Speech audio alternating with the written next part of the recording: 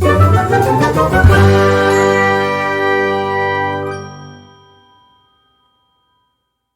friends, welcome back to my channel. This is gonna be the last video in the series of talking about all my trophies.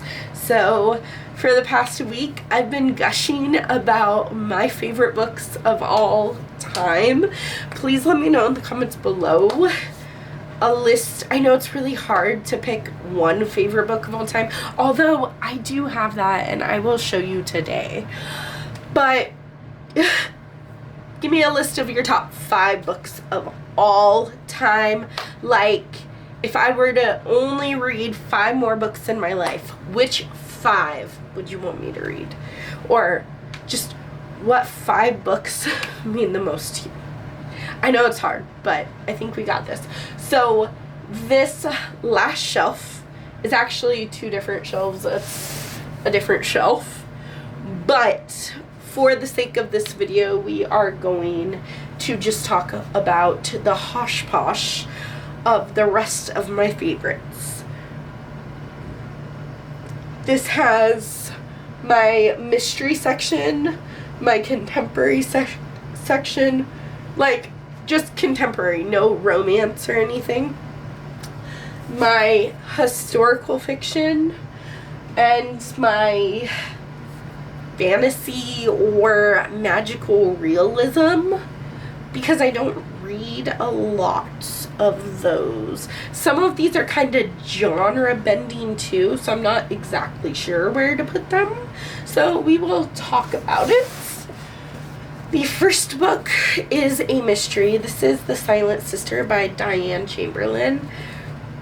This is honestly like family drama with mystery at the center. So this follows Riley, who has spent her entire life thinking that her older sister committed suicide. And this book is all about the family's deep, dark secrets and what really happened to her older sister, Liz. Was it Liz? Lisa, her older sister. And yeah, it was fun. It's dual timeline, which I've heard that Diane Chamberlain is queen of dual timeline. I have another Diane Chamberlain on my TBR. It's one of the books that I recently bought because I have a book buying problem, if you didn't know. But I really, really enjoyed this one. It was unexpected. Okay, then I have The Party by Lisa Hall. This one's dark. For like a little book, this one's dark. It's not quite 300 pages. This follows Rachel, who wakes up in an unfamiliar location. And she gets up and she feels very drowsy, but she did drink the night before, so she just says, oh, well, I probably just had too much to drink. She stumbles out of the house that she was at, realizing where she was, and she walks back home. And seemingly everything's all right. But through this very, very slow simmer of a mystery, you start learning what happened to Rachel the night before when her and her husband went to this party. And what happened to her was very, very sinister and very, very disturbing. And the ending like really shook me. Like, I read a lot of thrillers and some horror novels now, so it takes a lot for an ending to really grip me, but this ending really had me in a chokehold. Like, this ending. Whew. And yeah, she's short, but it's a very slow simmering, like, what the heck happened? I would consider it a mystery, but I think some people have called it a thriller. I could see an argument for a thriller, but I think it's more of a slow simmer mystery for me. Then we have contemporary. I Have a Dog's Purpose by W. Bruce Cameron. And you know what? Thinking about this book, it might not be the best book in the world. I love the movie version of this. I don't know if you've seen it or not. But here's the thing. I was reading this.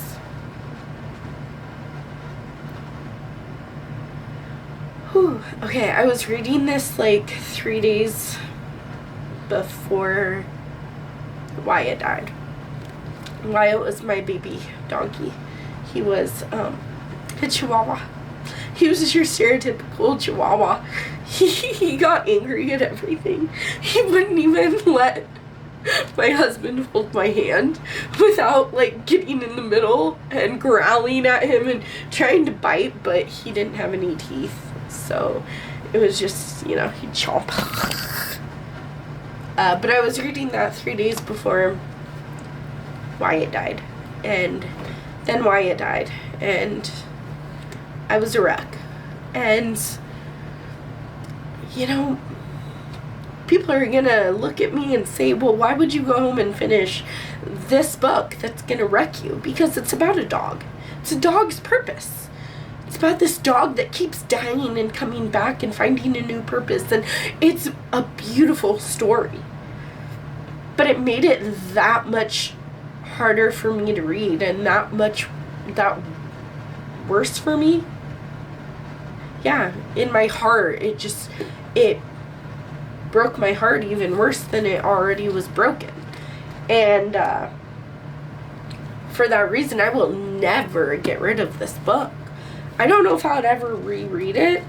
That might break me into a million pieces. That might shatter my soul.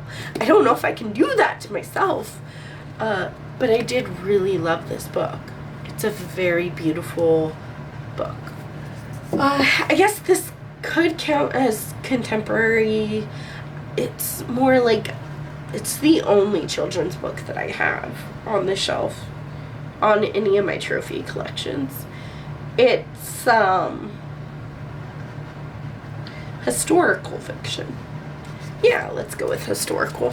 This is Where the Red Fern Grows by Wilson Rawls. This is my #1 favorite book of all time. This book taught me about love and about sacrifice and about determination.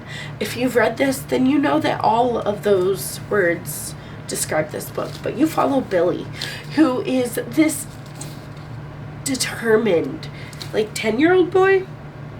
I think he wants 2 dogs. Not just any 2 dogs. He wants hunting hounds so that he can go hunt with them, because he lives in, like, Ozarks. So this takes place during the Great Depression, and his parents kept saying, no, we can't get dogs, we can't afford them, we can't do it, I'm sorry. I know, Billy, that you really want the dogs, but we can't afford them. He saved up for 2 summers. That's 2 years. He saved up all of the money that he earned for household chores, for working at his grandfather's store, for anything that he could do that he got money for. He saved up for 2 years. And then he goes to the city and he bought 2 hound dogs, Little Ann and Old Dan. And this is the story of their beautiful friendship. What it means to really love someone or something. You can have love for dogs or horses or anything. This is the friendship between Billy and his dogs. This is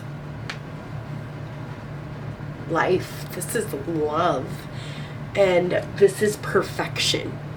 No one can tell me differently. And he slowly but surely starts training these dogs to be amazing. Well, I mean, they're already amazing, but to be hunters. And he enters a hunting competition, and oh my God, this is so intense. It's childhood, it's love, it's sacrifice, it's, oh my God. If you've never read Where the Red Fern Grows, even if you're 30 or 40 and you don't really read middle grade books, I don't ever read middle grade books either. This is a timeless classic that must be read in your lifetime. And a little side note is that this says, the best wishes to you. It says, our favorite book, I love you. It was a Christmas present for my husband a couple of years ago. I've always had this on my shelf, but I had a worn out paperback edition. I don't even think it had a cover anymore. So he got me this special edition of it.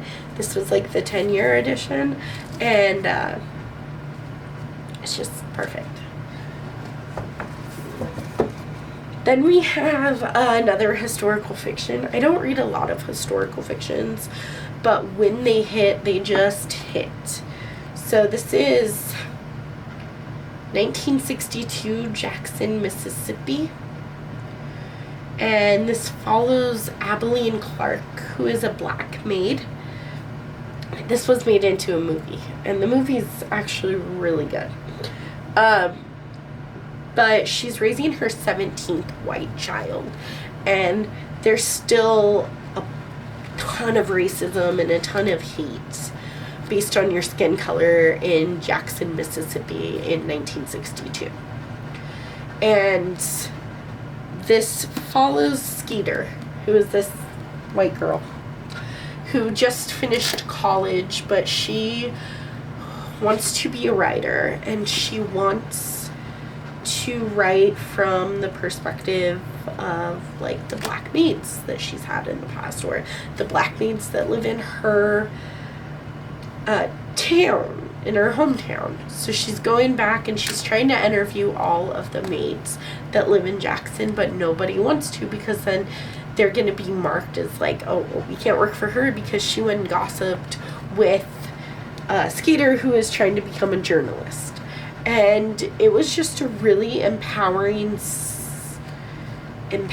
story about like the power of writing and racism and how unjust things were and still are in a lot of places. Then another historical fiction is The Lost Girls of Willowbrook by Ellen Marie Wiseman. And this one is a historical fiction, but it's also a mystery, because this follows Sage, who had a twin sister named Rosemary, but Rosemary died like 10 years, oh no, 6 years. 6 years later, and 6 years ago, I'm sorry. Rosemary died 6 years ago, and Sage is now 16, and she doesn't quite believe that her sister died. So she finds some clues to what actually happened to her twin sister, and she follows these clues to this place called Willowbrook, which was basically a mental institution. And back in the day when this took place, mental institutions, like mentally unhealthy people, were said there was, it's not like it is today. There were no medicines. Okay, it was 1971. There was no medicine for mentally ill people. Being mentally ill was unheard of. It was not really a thing. It was just you're choosing to be a certain way. So when she gets to Willowbrook, she may or may not find her sister, but she does get locked up because they're identical twins. They think that Sage is really Rosemary, and then she's like locked up in this mental health hospital, although I use the word hospital very loosely. And yeah, it gets dark. This was so beautiful. And then I had to go do some research, and there was actually a serial killer at Willowbrook, which was a home for girls in the 60s and 70s. Yeah. The next section is fantasy. So we have The House in the Cerulean Sea by T.J. Klune. This was really good. I enjoyed it. It's like a magical island. It's kind of like foster care. Linus kind of works for the foster care system, but they're magical creatures, and it's not exactly DCS, but it kind of is in a weirdly magical way. And Linus, his job is basically to read the case file and then go visit them once and say, yeah, they're completely fit to be a foster home, or no, they're not, denied or approved. And I don't know, I think that really sung to my heart. That stuck to me because that is so true of the foster care system. I'm a foster mom, and I would go to the ends of the earth for my children. But there are some people in, not all of them, but it's a broken system. It's like education. I work in education, and that's a broken system too. So I just work in all the places in life that are broken. And Linus works in a broken magical system. And it just was earth-shattering to me because as a foster mom, like, these are not just case files with no name, with no faces. These are the children that I love, that I care for, that I breathe air into. And I just really disagreed with Linus a lot because he is that person that sits at the desk and looks at a case file and he's like, next! But he's never taken the time to actually get to know the children or the magical creatures in this case. And oh my god, it was so haunting. It was just, it made me sob. Like, my favorite books all make me sob. So if it's a favorite, then it's like 90% likely that I cried because of it. This one is This Spells Love by Kate Robb. This one's more of a contemporary book with magical elements, but I don't have that part on my shelf because I never enjoy that. So I just put it with fantasy, and I know it's kind of unjust to do that because this is very much a contemporary romance, but there's something magical, something speculative about it, so that's why it's where it's at. This follows Gemma, who got dumped by her boyfriend, and I think she gets drunk with her sister and her crazy aunt, and they pull some witchcraft, and nothing happens immediately, but when she wakes up in the morning, it's a year before the night that just happened. And so she gets a second chance at love, and originally her goal is to make it so that her boyfriend doesn't break up with her.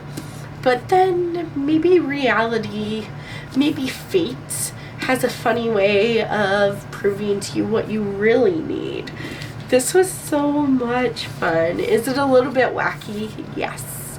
But I really enjoyed the second chance at love.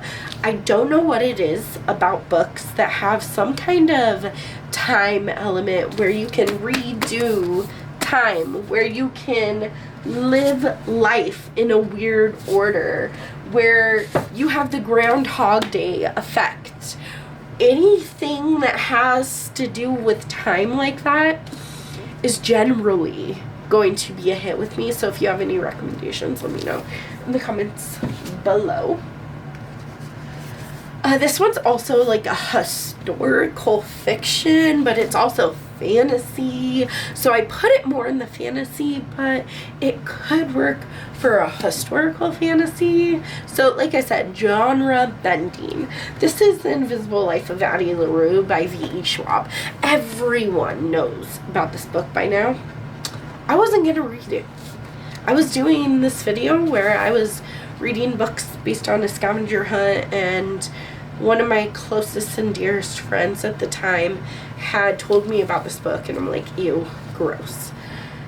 But for that video, I read it, and then I had to buy myself a copy, and now, like, it has internalized itself as one of my all-time favorite books. It's fantasy, it's forbidden love, kind of, not exactly, but Addie was supposed to get married because in her time in the 1800s, right? I don't remember. When did this start? 1715? No. Oh, 1703, south of France. Perfect. So her parents were basically selling her as a bride because that's how things worked in the 1700s. And she didn't want to get married. She was only 15 or 16 at the time. She was young. So she called upon the powers of anyone that would listen. And the only person that would listen is the demon, the devil. Although calling him a devil is just so horrible. But he listened, he came to her, and he said, okay, well, I can get you out of the marriage. So she's like, sure.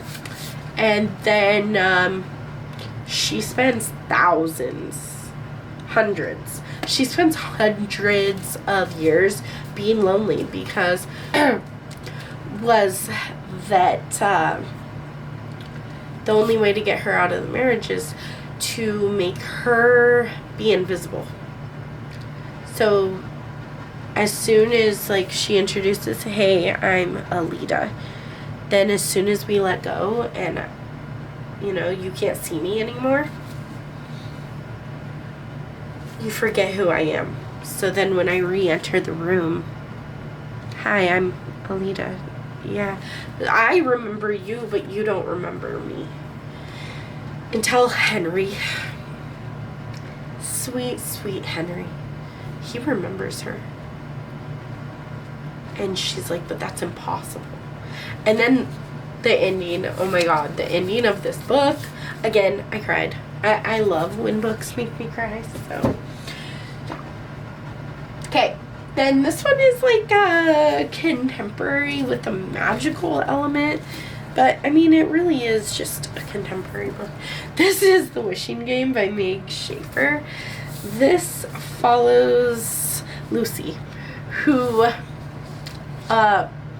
is a TA. And she is trying to adopt this boy. But she doesn't have enough money or time. Christopher. His name is Christopher. She doesn't have enough time or money or anything, so this kid is in foster care.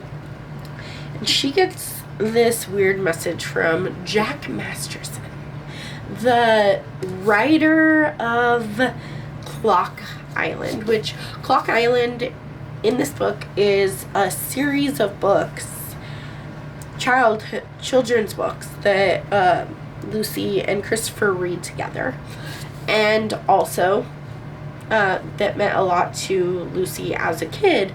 And he basically invites her to his actual estate And when she gets there, there are a bunch of other people. And it's like this game. Because Jack Masterson has wrote the last book in the series. Whoever finds it can own it. And so there's this competition piece of whatever, you know? And then they get to visit Clock Island, and it was just really good. I don't know. This is just a very heartfelt, simplistic, like, novel of love. I loved it. Okay. And the last 2 books are part of a series. There's The Ravens and the Monarchs by Cass Morgan and Danielle Page. These are new adult mysteries, horror novels. I mean, parts of them are scary, but I would say they're more mystery than horror novel. I can't tell you about the Monarchs because it's the second in the series, but I can tell you about the Ravens. So the Ravens follow this sorority of seemingly innocent girls, but really they're witches that do witchcraft. And then girls at their college start going missing, and they want to know what happened to them. So they start doing these spells that may or may not backfire on them. And they have to figure out what is happening to these girls on campus. And I just really enjoyed the friendship group. It was great. I do think that if I were to attempt to read them now, I don't think they would hit as much as they used to, and part of me wants to unhaul them just so that someone else can enjoy them. Like, I full-heartedly love them, but I don't think that I would ever read them again. So part of me doesn't really think I need them on my shelf anymore, but it's definitely a blend of, like, mystery, contemporary witchcraft, so a little bit of fantasy, so I kind of put it on that posh shelf there. But I hope you enjoyed this video. Don't forget to smash that like button, subscribe to my channel if you're new around here. You don't want to miss a single day of Veda or any of my videos. Afterward, I will see you tomorrow. Bye.